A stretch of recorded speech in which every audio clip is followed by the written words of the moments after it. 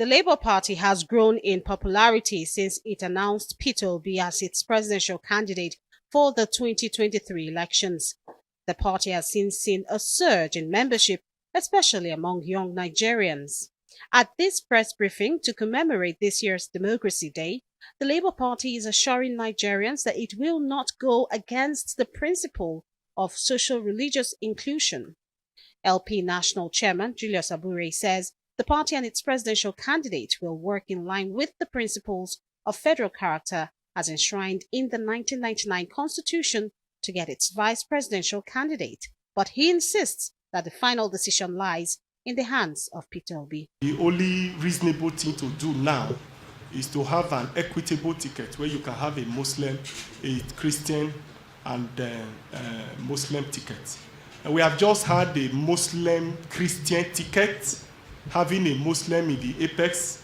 It is only fair now that you also have a Christian at the apex, and you have you have a Muslim to be the vice president or the second part of the ticket.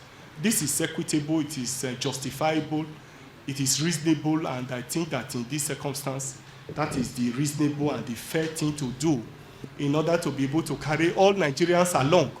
Any person thinking of Muslim ticket will further widen the division in the country. The Labour Party also dismissed reports that the party's presidential candidate, Peter Obi, is considering returning to the PDP to become a running mate to Atiku Abubakar. Rumors about alliances and so on, there's nothing wrong in talking with people, but I want to say clearly that the discussion is centered around others coming to work with Peter Obi. Peter Obi is not leaving the party. He's not thinking of vice presidential candidates. I want to make that very, very clear. Peter Obi has told me, and I can say it categorically, that he's not considering the option of vice presidential candidates. On the Democracy Day celebration, the party says the dividends of democracy is yet to reflect in the lives of Nigerians massively, but says the Labour Party remains committed to ensuring that this narrative changes next year. Georgina Ndukwezainka, Arise News.